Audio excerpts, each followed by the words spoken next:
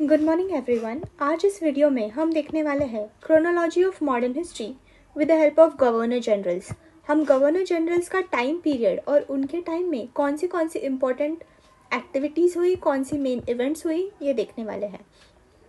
पहले मेरे बारे में मैं थोड़ा सा बता देती हूँ। मेरा नाम है स्नेहल शिंदे। मैंने यूपीएससी में इंटरव्यू दिया हुआ है और काफ़ी सारे सब्जेक्ट्स में मेरे अच्छे मार्क्स हैं, आप देख सकते हैं, GS 2, 3 और 4 में भी। तो that is a little bit about myself. Now let us start. 1757 में सबसे पहले हुआ बैटल ऑफ प्लासी, जिसमें Britishers defeated the nawab of Bengal. In 1760 we have Battle of Vandivash, in which Britishers defeated the French. In 1761 we have the third Battle of Panipat, in which Abdali defeated the Marathas. This battle decided who will not rule India. In 1764 हमारे पास हुआ battle of Buxar, जिसमें Britishers ने combined forces Awadh, Bengal और मुगलों की combined forces को defeat किया और उनका जो अहमियत थी वो इस्टेब्लिश की। 1765 से 1762 में डुअल गवर्नमेंट था, जिसमें रॉबर्ट क्लाइव ने बहुत ही गलत इस्तेमाल किया। ब्रिटिश कंपनी के पास रेवेन्यू के सारे राइट्स थे पर कोई भी रिस्पॉन्सिबिलिटी नहीं थी। इसी को ध्यान रखते हुए रेगुलेटिंग एक्ट ऑफ 1772 लाया गया, जिसमें वॉरेन हेस्टिंग्स बने first governor general of Bengal. बाद में पिट्स इंडिया एक्ट आया 1784 में, in which dual control establish हुआ। बोर्ड ऑफ डायरेक्टर्स था जो कमर्शियल एक्टिविटीज़ देखता था और बोर्ड ऑफ कंट्रोल था जो पॉलिटिकल एक्टिविटीज़ देखता था कंपनी की। एशियाटिक सोसाइटी ऑफ बंगाल इनके टाइम में एस्टैब्लिश हुई। Second Anglo Mysore war, first Anglo Maratha war, treaty of Purandar and treaty of Salbai. Next हम देखते हैं लॉर्ड कॉर्नवालिस। इनका टाइम है 1785 से लेके 1793। ये इंडिया में तब आए थे जब ब्रिटिशर्स नॉर्थ अमेरिका में एक इम्पॉर्टेंट लॉस फेस कर चुके थे। अमेरिकन रेवोल्यूशन हो चुका था और ब्रिटिशर्स की जो 13 कॉलोनी है वो उनके हाथों से निकल गई थी। इसीलिए अब बहुत इम्पॉर्टेंट था कि इंडिया में ब्रिटिश अपना कंट्रोल एस्टैब्लिश कर ले। इसीलिए कॉर्नवालिस को इंडिया में भेजा गया और उनकी सारी पॉलिसीज़ में हम देख सकते हैं कि उन्होंने वही कोशिश की है। कॉर्नवालिस कोड आया 1793 में, जिसमें पुलिस और एडमिनिस्ट्रेशन को स्ट्रीमलाइन किया गया। फिर आया परमानेंट सेटलमेंट या ज़मींदारी सिस्टम। ये बंगाल और बिहार में हुआ करता था। 1793 में ये आया था।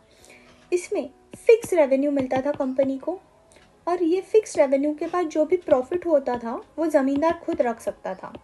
इससे कंपनी का जो इनकम था वो सिक्योर हो चुका था। यूरोपनाइजेशन ऑफ सर्विसेज हुए। सिर्फ ब्रिटिशर्स और यूरोपियंस को ही टॉप पोस्ट पर रखा गया और थर्ड एंग्लो मैसूर वॉर हुआ। इसके बाद कुछ माइनर गवर्नर जनरल्स हैं, जैसे कि sir John Shore.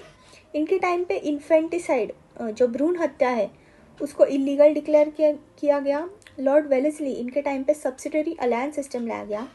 Lord Hastings इनके टाइम पे रोयतवारी सेटलमेंट, यानी जो फार्मर्स हैं उनसे डायरेक्ट रेवेन्यू एक्सट्रैक्ट किया जाएगा, ये सेटलमेंट लाया गया 1820 में थॉमस मुनरो और चार्ल्स रीड द्वारा।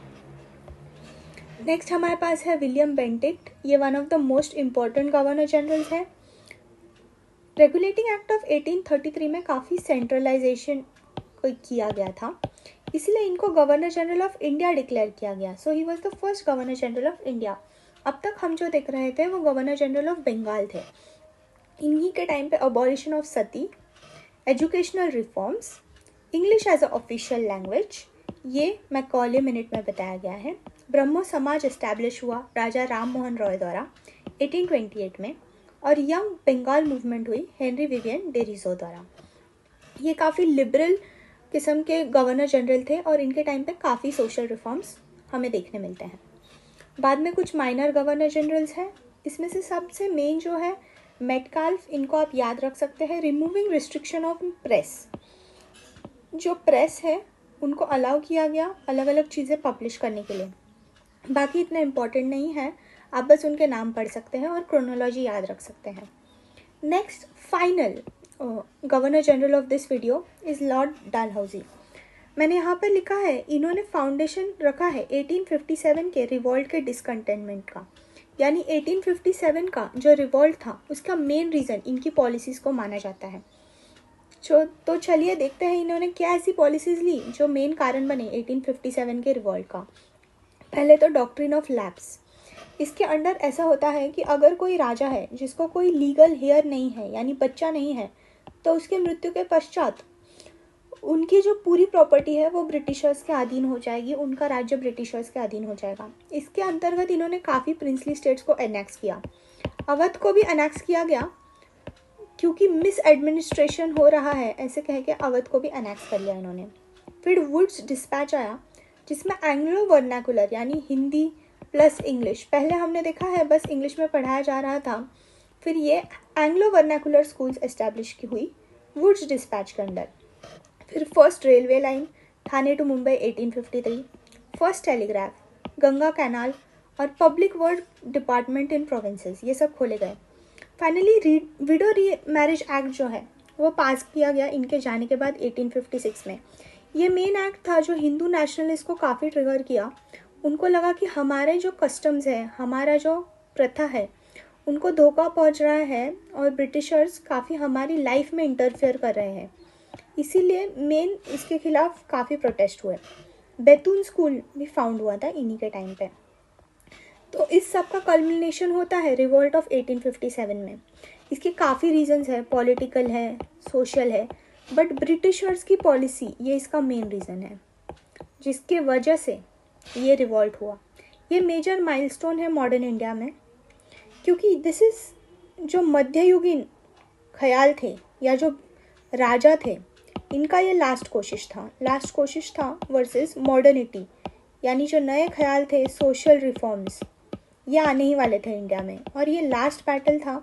इसके बाद इंडिया ने अपना पूरा जो गेम प्लान था वो चेंज किया और ब्रिटिशर्स के खिलाफ अलग तरीके से फाइट करना शुरू किया। वो हम देखेंगे अगली वीडियो में। This is part 1, we are going to have 4 parts.